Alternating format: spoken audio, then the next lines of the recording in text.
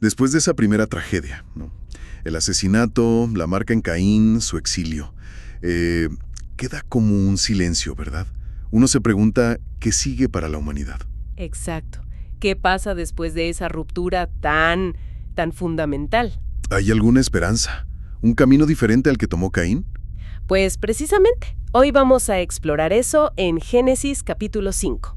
Es como un río de tiempo, una lista, sí, pero una crónica de generaciones.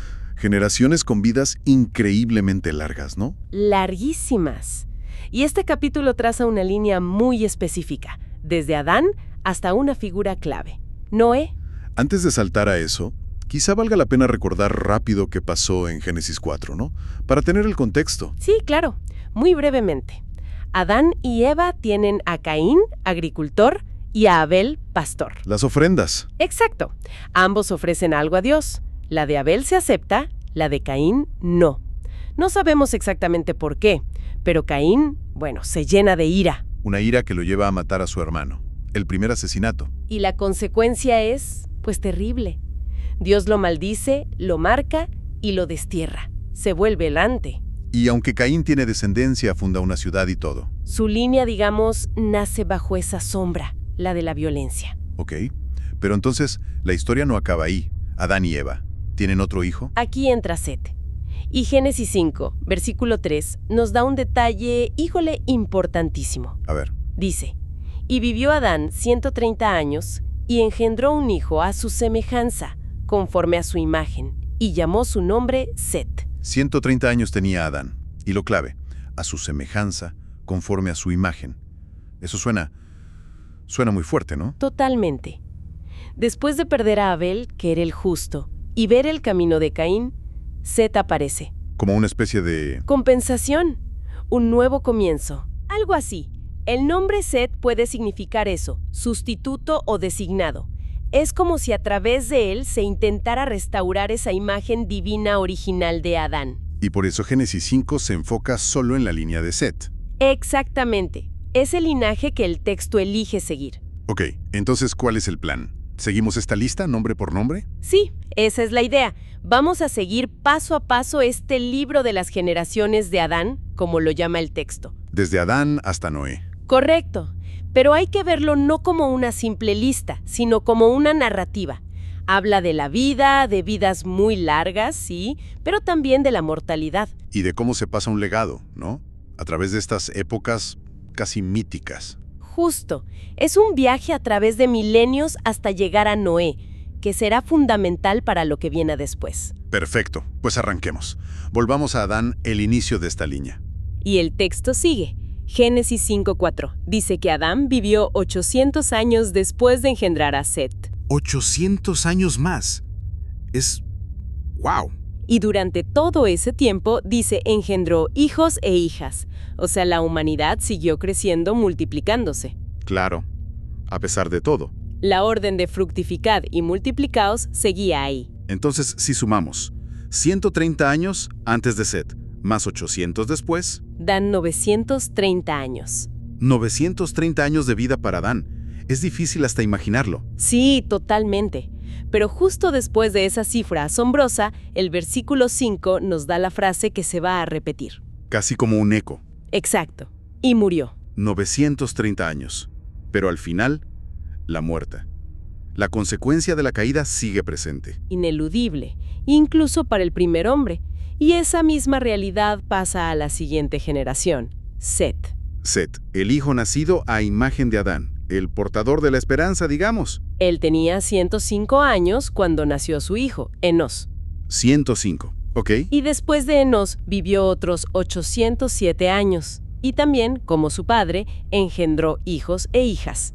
La familia seguía creciendo. Así es. Y la suma de Set, 105 más 807, son 912 años. 912. Otra vida larguísima, apenas un poco menos que Adán. Pero al final de su historia, en el versículo 8, de nuevo, y murió. El patrón se establece firmemente. Nacer, vivir mucho tiempo, tener hijos, morir. Exacto. Set trae esperanza, pero no escapa a la mortalidad. Y el hijo de Set, Enos, ¿Qué sabemos de él? Bueno, a los 90 años, él engendró a Cainán. 90 años. Vivió otros 815 años después de eso. También tuvo más hijos e hijas. Total, 905 años. 905. Y el versículo 11 puntual. Y murió. Es casi como un mantra, ¿no? Sí, tiene un ritmo casi litúrgico el texto. Es muy marcado. Y fíjate, algunos intérpretes relacionan el nombre Enos con la palabra hebrea para hombre, pero en su sentido de fragilidad, de ser mortal. Ah, mira. Como que subraya la condición humana después del Edén. Podría ser, sí. Subraya esa realidad. Y luego de Enos viene Cainán. Cainán, hijo de Enos. Él tuvo a su hijo Mahalalel a los 70 años. 70. Más joven que su padre y abuelo al tener al primogénito de esta línea. Sí, y después vivió 840 años más, con más hijos e hijas. Suma total, 910 años. 910. Y de nuevo, el versículo 14. Y murió. Es impresionante la consistencia. Y claro, surgen preguntas, ¿no? ¿Por qué vivían tanto? Sí, ¿qué explicación hay? ¿Era literal? ¿Simbólico? Hay muchas teorías. Algunos dicen que las condiciones antes del diluvio eran distintas. Mejor ambiente, mayor vitalidad original. Otros buscan simbolismo en los números. Ciclos astronómicos, quizá. O teológicamente, ¿no? Quizá muestra la paciencia de Dios, dando tiempo a la humanidad. O al revés, cómo la fuerza vital inicial se iba desgastando poco a poco. No hay una sola respuesta, claro. No, pero la pregunta sobre esas edades es central al leer este capítulo. Ok, seguimos la cadena. Después de Cainán viene Mahalalel. Mahalalel. Él tenía 65 años cuando nació su hijo Jared. 65, aún más joven. Vivió 830 años después de Jared. También tuvo más descendencia. Total, 895 años. 895. Y el ciclo vital, como era de esperarse, versículo 17, y murió. El hilo nos lleva ahora a Jared, hijo de Mahalalel, Jared. Su vida sigue el patrón general, pero él es el padre de alguien que va a romper ese patrón. Ah, aquí viene lo interesante. Jared tenía 162 años cuando nació su hijo Enoc. 162. Eso es bastante mayor que los anteriores para ser padre en esta lista. Sí, y vivió 800 años después de Enoc. Tuvo más hijos e hijas. Suma total, 962 años. Eso es más que Adán. 962, muy cerca del récord absoluto que viene después. Pero, a pesar de esa vida tan larga, A pesar de todo, el versículo 20 nos regresa a la fórmula conocida, y murió. parecía que no había escapatoria. Hasta ahora. Hasta Enoc, hijo de Jared. Su historia es corta, pero impactante. Este es el punto de quiebre, ¿no? Enoc tenía 65 años cuando nació Matusalén. Ajá. Pero escucha la diferencia en el versículo 22. Dice, y caminó Enoc con Dios, después que engendró a Matusalén 300 años. Ahí está la clave. Caminó Enoc con Dios. Eso no se dice de nadie más antes.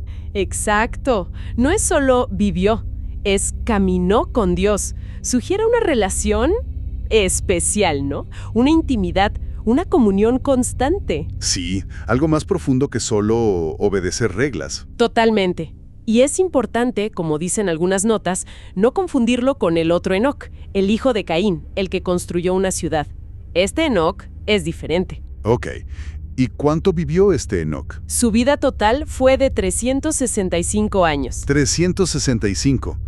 Mucho menos que los demás. Sí, notablemente más corta. 365 como los días del año, quizás simbólico de una vida completa, en armonía. Pero lo más increíble es el final. El versículo 24. No dice, y murió. No, dice, caminó pues Enoc con Dios y desapareció porque le llevó Dios. Desapareció. ¿Qué significa eso? ¿Cómo que se lo llevó Dios? Es un misterio. No habla de muerte física, de tumba. La interpretación tradicional es que fue trasladado, arrebatado directamente a la presencia de Dios sin pasar por la muerte. ¡Guau! ¡Qué destino tan único! ¿Rompe totalmente el patrón? Es una excepción, luminosa. Muestra que una vida en profunda comunión con Dios puede, en casos excepcionales, trascender incluso la mortalidad.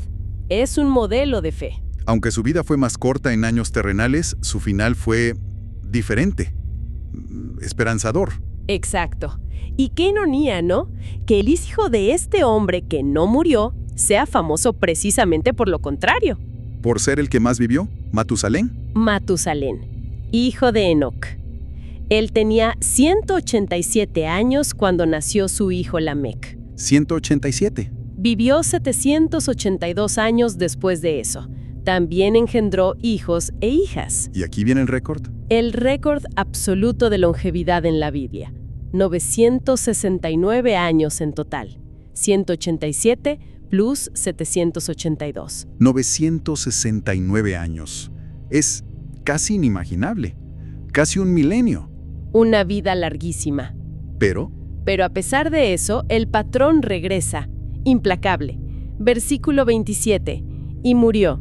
la excepción fue Enoc, su padre, no él. La mortalidad reafirma su dominio. Ni la vida más larga escapa. La regla general se impone de nuevo. Así es. Y la cadena nos lleva a Lamec, hijo de Matusalén. El último antes de Noé. Lamec, él tenía 182 años cuando nació su hijo. Y aquí pasa algo especial. Al nombrarlo, Lamec dice algo. ¿Una profecía? Algo así. O una expresión de esperanza muy profunda. El versículo 29 es clave. Lo llama Noé, diciendo: «Este nos aliviará de nuestras obras y del trabajo de nuestras manos, a causa de la tierra que Jehová maldijo». Este nos aliviará. Eso suena a que la vida era muy dura, ¿no? Muchísimo. El nombre Noé se relaciona con descanso o consuelo. Lamec expresa un cansancio acumulado. Habla del trabajo de nuestras manos, de la dificultad de vivir en una tierra maldita.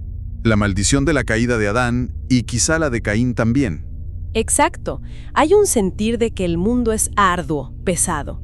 Y Lamec pone en su hijo Noé la esperanza de un respiro, de un alivio. Vaya carga para un bebé, ¿no? Ser la esperanza de alivio. Sí. Bueno, Lamec vivió 595 años más después de Noé. Tuvo más hijos. Vivió 777 años en total, 182 más 595. Un número curioso, 777. Sí, pero tampoco le evitó el final. El versículo 31 cierra su historia. Y murió. Y con la muerte de Lamec, llegamos al final de la genealogía como tal.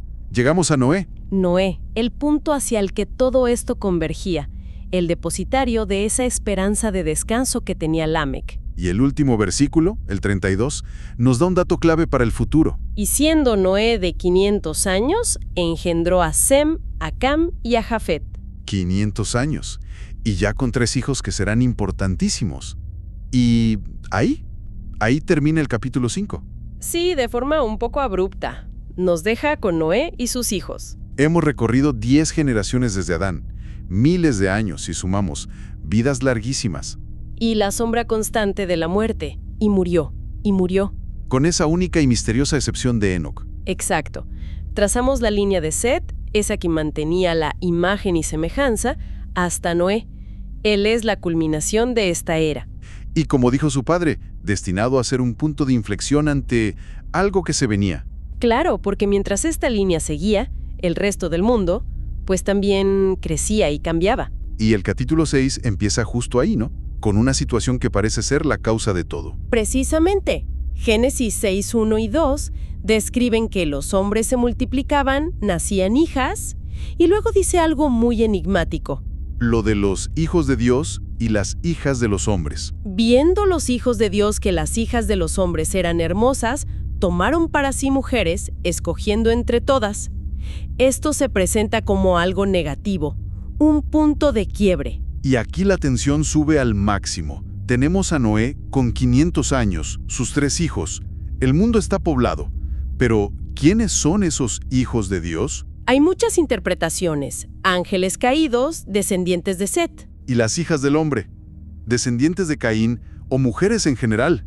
¿Y por qué su unión es tan mala? ¿Qué estaba pasando en el mundo? ¿Qué tipo de maldad crecía tanto como para necesitar ese alivio que Lamec esperaba de Noé? Esas son las preguntas que nos deja este capítulo 5 al terminar. Nos prepara para algo grande. Exacto. La genealogía nos mostró una línea preservada, pero el inicio del 6 sugiere que la corrupción ya era muy amplia. La paciencia de Dios, reflejada en esas vidas tan largas, parece llegar a su fin. Estamos al borde de un juicio, de proporciones enormes. El escenario está listo. La historia nos deja justo aquí. Una genealogía de milenios termina en Noé, el hombre de la esperanza, justo cuando el mundo parece dirigirse a un cataclismo. Y nos deja pensando, ¿no? ¿Qué sacamos de esta lista de nombres y edades tan ajenas a nosotros hoy? Quizá pensar en el tiempo desde otra perspectiva, la paciencia divina. La realidad de nuestra propia mortalidad, también, pero al mismo tiempo, la excepción de Enoc, esa posibilidad de una conexión trascendente con Dios.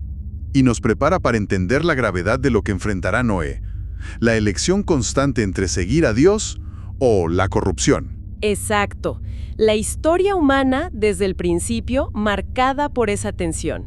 Pues ha sido un recorrido fascinante por este capítulo, denso pero crucial. Gracias por acompañarnos en este viaje a través del tiempo. La próxima vez entraremos de lleno en esos eventos turbulentos. ¿Qué pasó con los hijos de Dios y las hijas de los hombres? ¿Cómo se llegó a la decisión del diluvio? Y, claro, la construcción del arca. No se lo pierdan. Nos adentraremos en la historia de Noé y la supervivencia de la humanidad frente a una catástrofe sin precedentes.